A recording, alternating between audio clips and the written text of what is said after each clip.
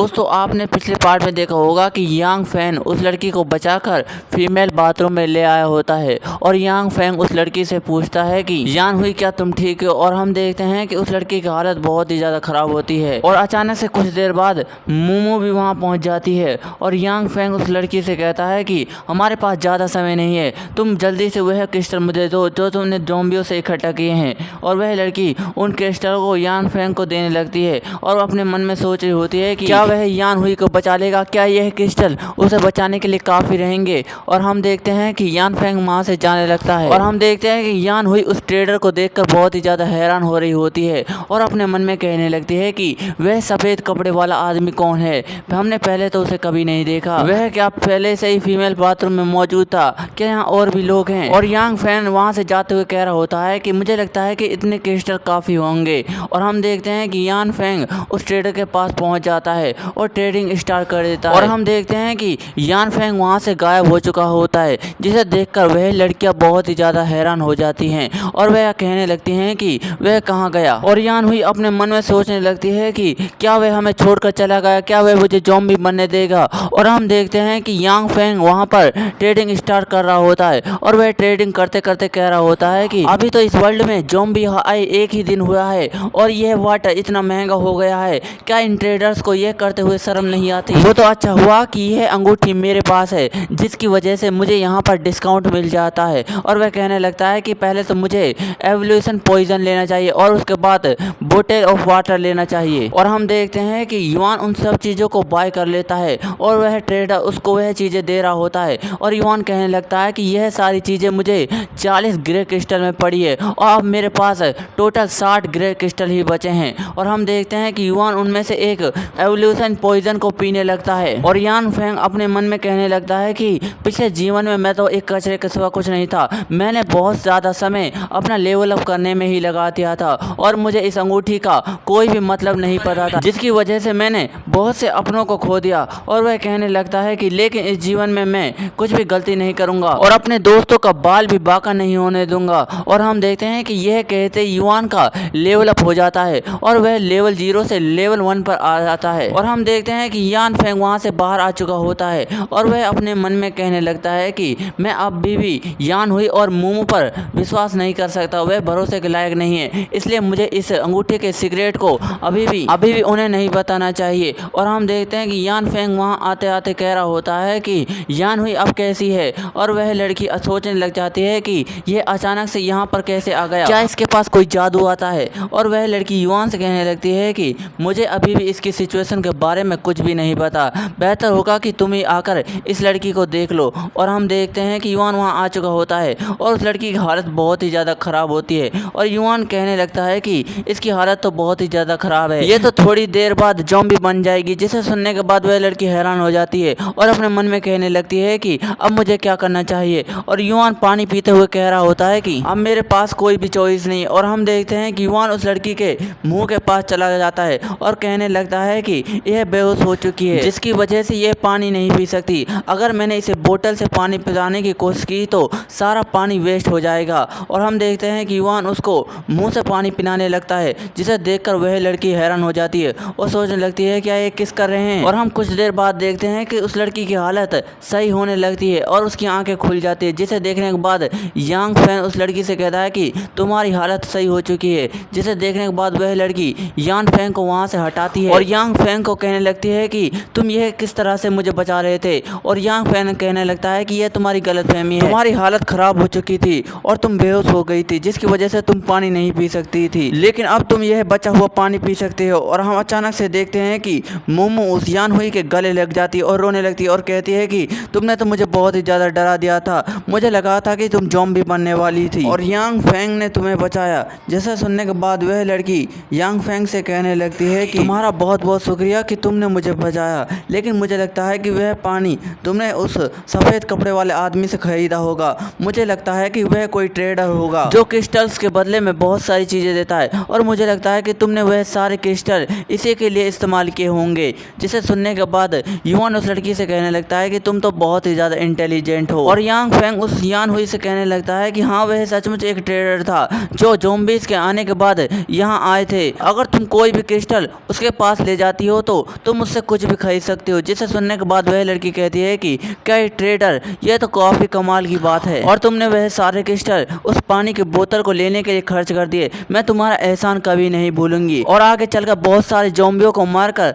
तुम्हें बहुत सारे क्रिस्टल दूंगी। जिसे सुनने के बाद युआन वहां से जाते हुए उस लड़कियों से कह रहा होता है कि अब तुम लोगों ने मेरा बहुत सारा टाइम वेस्ट कर दिया, चलो यहाँ से चलते हैं। जिसे सुनने के बाद मोमो कहने लगती है कि आखिर यह कैसे हो सकता है, ये अब भी इतना रूड कैसे है। और हम देखते हैं कि युआन उस बिल्डिंग से बाहर आ चुका होता है और वह लड़की युआन से कहने लगती है कि वह सारे ज़ॉम्बी मर चुके हैं, क्या हम उनके क्रिस्टल को निकाल ले। और हम देखते हैं कि युआन किसी को देखकर हैरान हो जाता है और हम देखते हैं कि वहाँ पर एक ज़ॉम्बी आया होता है और हम देखते हैं कि यह वही लड़का होता है जो यान हुई के प्यार में पागल था। और हम देखते हैं कि ये लड़का ज़ॉम्बी बन चुका होता है और यान फेंग कहने लगता है कि यह वही है, लेकिन यह ज़ॉम्बी कैसे बना। और हम देखते हैं कि वह उन पर हमला करने के लिए आ रहा होता है और युआन कह रहा होता है कि इसके साथ कुछ गड़बड़ है, तुम दूर रहो। लेकिन हम अचानक देखते हैं कि यांग फेंग के पीछे एक जड़ बाहर निकली होती है और यान हुई के ऊपर हमला करने के लिए जा रही होती है, लेकिन यांग फेंग वहां पर सही मौके पर यान हुई को बचा लेता है और कहता है कि यान हुई ध्यान से, तुम संभल कर रहो। और हम देखते हैं कि वह जड़ें मोमो के पास जा रही होती है, जिसे देखकर मोमो बहुत ही ज्यादा हैरान हो जाती है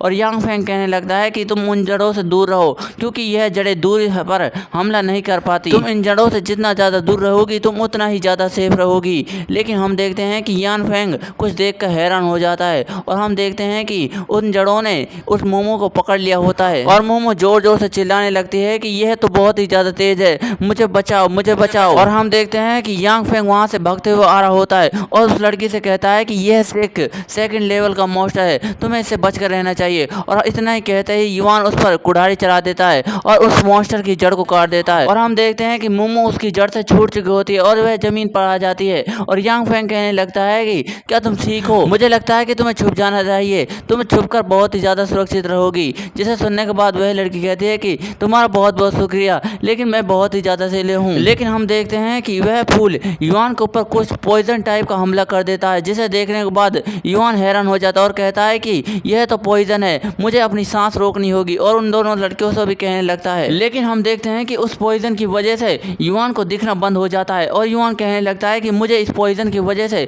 दिखना बंद हो गया। और हम देखते हैं कि युआन के पीछे एक जड़ हमला कर देती है और वह लड़कियां चिल्ला चिल्ला कर कह रही होती है कि यांग फेंग संभल करो, तुम्हारे पीछे मॉन्स्टर है। और हम देखते हैं कि इतने में ही यांग फेंग की अंगूठी चमकने लग जाती है और हम देखते हैं कि इस अंगूठी की चमकने की वजह से यांग फेंग को कुछ होने लगता है और वह हवा में उड़ने लगता है और अचानक से उसकी आंख खुल जाती है और वह अपने मन में कहने लगता है कि मैं तो बहुत ही ज्यादा लकी हूँ कि यह अंगूठी मेरे पास है, यह अंगूठी तो पॉइजन को भी खत्म कर सकती है, ये तो बहुत ही ज्यादा कमाल है। और युआन ज्यादा देर न करते हुए उस जड़ पर अपनी कुल्हाड़ी को दे मारता, उस जड़ के 2 टुकड़े कर देते हैं और हम देखते हैं कि उस जड़ में से 2 क्रिस्टल बाहर निकलते हैं, जिनमें से एक क्रिस्टल सफेद होता है तो दूसरा ग्रे रंग का होता है। और युआन उन क्रिस्टलों को उठा रहा होता है और यान हुई वहां आ जाती है और कहती है कि यह तो सफेद रंग का क्रिस्टल है। यान हुई की यह बात सुनने के बाद यांग फेंग यान हुई से कहने लगता है कि तुमने सच कहा, यह सेकंड लेवल का मॉन्स्टर है और ऐसे मॉन्स्टर के पास सफेद क्रिस्टल निकलना आम बात है, लेकिन यह क्रिस्टल बहुत ही ज्यादा महंगा होता है, अगर तुम इस क्रिस्टल को खाती हो तो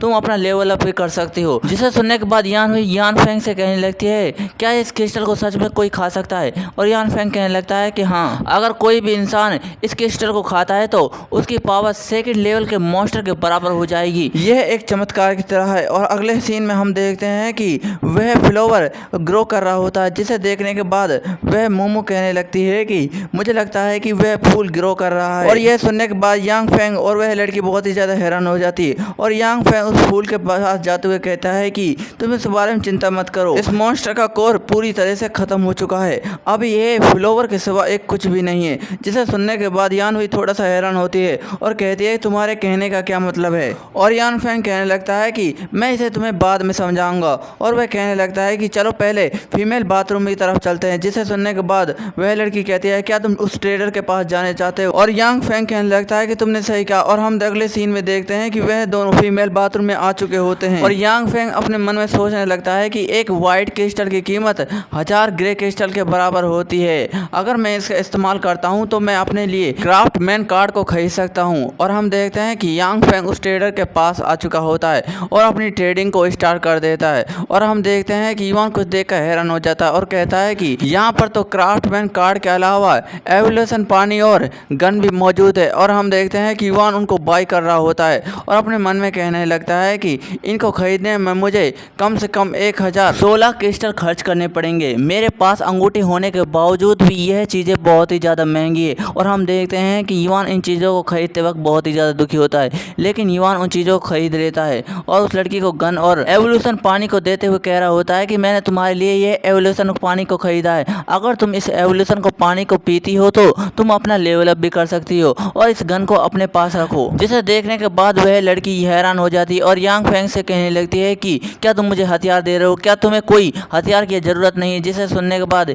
यांग फेंग कहने लगता है कि मेरे पास तो ये कार्ड है। और इसके बाद हम अगले सीन में देखते हैं कि यांग फेंग अपनी बहन के हॉस्टल में आ चुका होता है और यान हुई यांग फेंग से कहने लगती है कि मुझे लगता है कि यहाँ पर बहुत सारे ज़ॉम्बी आए हैं और उन्होंने इस हॉस्टल पर हमला कर दिया है। जिसे सुनने के बाद यांग फेंग थोड़ा सा शौक हो जाता है और कहता है कि तुम अपनी बकवास को बंद करो, मुझे लगता है कि मेरी बहन ठीक होगी। और मोमो यांग फेंग को फोन देते हुए कह रही है कि यहाँ पर तो एक फोन है। जिसे देखने के बाद यांग फेंग थोड़ा सा हैरान होता है और कहता है कि यह तो मेरी बहन का फोन है। और वह 15 मिनट पहले अपने किए गए कॉल को देखने लगता है और कहता है कि मुझे लगता है कि वह ज्यादा दूर नहीं गई होगी, वह आसपास ही होगी, चलो उसे मिलकर ढूंढते हैं। और हम अगले सीन में देखते हैं कि यांग फेंग की बहन को कुछ गुंडों ने बांध रखा होता है और वहाँ पर बहुत सारी लड़कियां भी होती हैं और वह गुंडे उन लड़कियों से कह रहे होते हैं कि अंकल को देखने दो कि तुम में से कौन सबसे ज्यादा मजेदार है, जो तुम में से सबसे ज्यादा मजेदार होगी अंकल उसे जाने देगा। और हम देखते हैं कि वह गुंडा यांग फेंग की बहन को पकड़ते हुए कहता है कि मुझे लगता है कि यह तो बहुत ही ज्यादा चिकनी है। और वह गुंडा कहने लगता है कि अगर यह दुनिया का अंत नहीं होता तो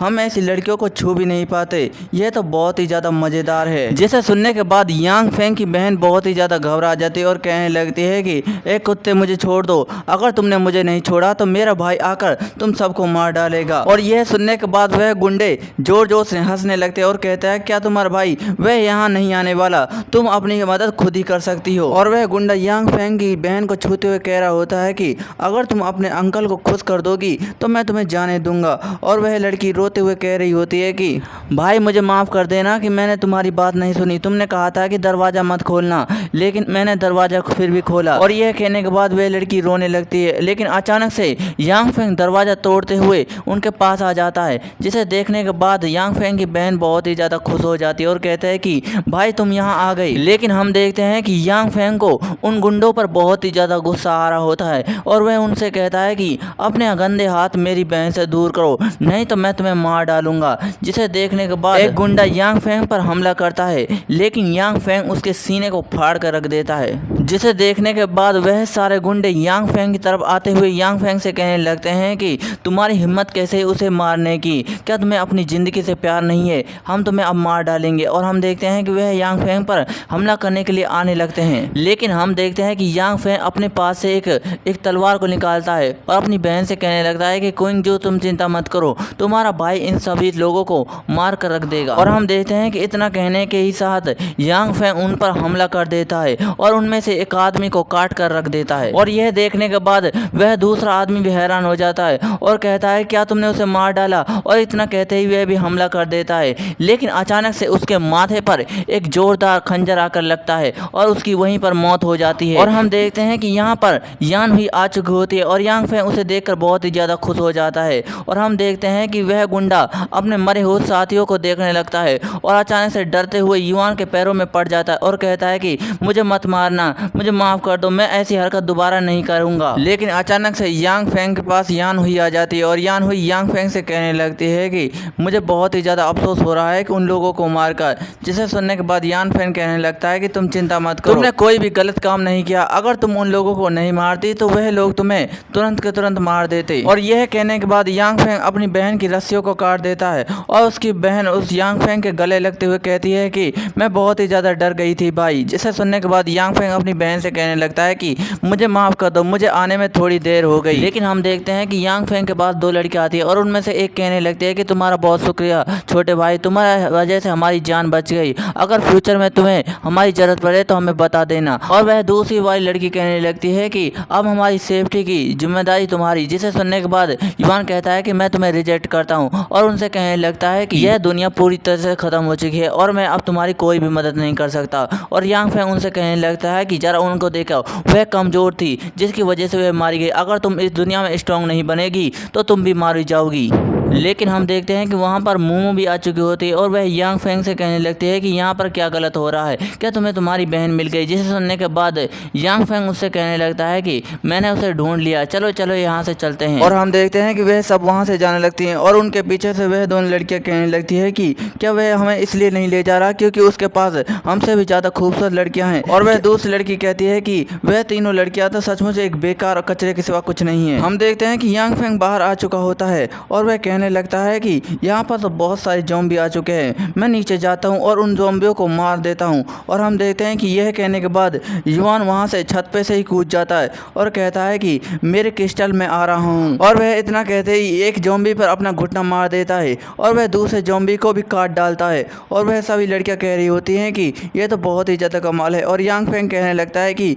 मैंने उन सभी ज़ॉम्बियों को मार दिया है, तुम नीचे आकर अपने क्रिस्टल को इकट्ठा करने लग जाओ। इसके बाद हम अगले सीन में देखते हैं कि वह सभी लोग कार में बैठकर वहां से जाने लगते हैं और यहाँ अब भी कुछ ज़ॉम्बी बचे होते हैं। फिर हम देखते हैं कि यांग फेंग की बहन के पेट में से आवाज़ आने लगती है और यांग फेंग कहने लगता है कि यहाँ पर एक सुपर मार्केट है, चलो पहले वहाँ चलते हैं। जिसे सुनने के बाद यांग फेंग की बहन कहने लगती है कि क्या वास्तव में भाई आप वहाँ जाएंगे, लेकिन वहाँ तो बहुत सारे ज़ॉम्बी मौजूद होंगे। जिसे सुनने के बाद मोमो कहती है कि तुमने सही कहा, लेकिन हमें खाना और पानी की ज़रूरत पड़ेगी, अगर हमने खाना पानी नहीं लिया तो हम वैसे भी मारे जाएंगे। जिसे सुनने के बाद यान हुई कहती है कि तुम सब लोग अपनी सीटों पर संभल कर बैठ जाओ, मैं इस कार को बहुत ही ज़्यादा तेज़ चलाने वाली हूँ। और हम देखते हैं कि वे अगले सीन में सुपर मार्केट के पास पहुँच जाते हैं और वहाँ पर एक ज़ॉम्बी जा रहा होता है। लेकिन यांग फेंग कार के दरवाजे को खोलते हुए उनसे कहता है कि तुम इसके बारे में चिंता मत करो, मैं इस ज़ॉम्बी को संभाल लूँगा। और हम देखते हैं कि यांग फेंग उस पर जोरदार कुल्हाड़ी मारता है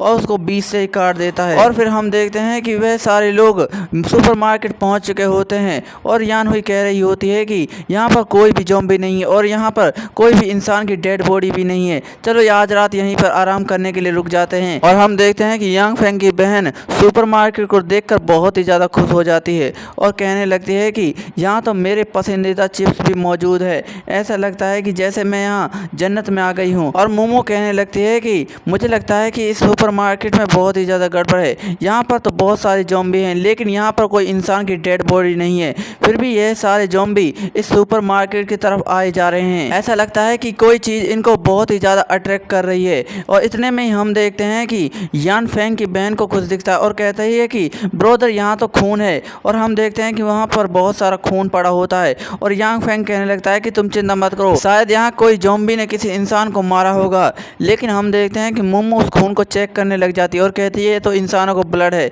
लेकिन ये बहुत ज़्यादा ताज़ा। जिसे सुनने के बाद यान थोड़ा हैरान हो जाता है और यांग फेंग आगे होते हुए कहता है कि तुम सब लोग छुप जाओ, मुझे लगता है कि यहाँ पर कुछ गड़बड़ है। और हम देखते हैं कि यांग फेंग उन सभी ज़ॉम्बियों के पास जाने लगता है और वहाँ पर एक मांस का टुकड़ा पड़ा होता है और यांग फेंग कहने लगता है कि यह तो एक मांस का टुकड़ा है जिसकी वजह से इतने सारे ज़ॉम्बी इस मांस के टुकड़े के लिए आ रहे हैं। लेकिन मोमो कहने लगती है कि शायद किसी इंसान ने यहाँ पर इस मांस के टुकड़े को रखा होगा ताकि सारी ज़ॉम्बी इस मांस की तरफ आए और यहाँ पर कोई भी इंसान ना आ पाए और वह अकेले ही इस सुपर मार्केट की वजह से अपने आप को सर्वाइव कर सके। लेकिन हम देखते हैं कि यान हुई वहाँ आ जाती है और यांग फेंग से कहने लगती है कि यहाँ पर 2 बैग भरे पड़े हैं, ऐसा लगता है कि इनको किसी ने भरा है। और यांग फेंग अपने मन में सोचने लग जाता है कि यह 2 बैग हमारे लिए काफ़ी नहीं होंगे, हमें बहुत सारा खाना पानी चाहिए, अगर हमारे पास बहुत सारा खाना पानी नहीं होगा तो हम मारे। लेकिन हम देखते हैं कि यांग फेंग कुछ देखकर बहुत ही ज़्यादा हैरान हो जाता है। और दोस्तों इसी के साथ हमारा यह मानवा एंड हो जाता है। दोस्तों अगर आपको यह मानवा पसंद आ रहा है तो कमेंट में ज़रूर बताएं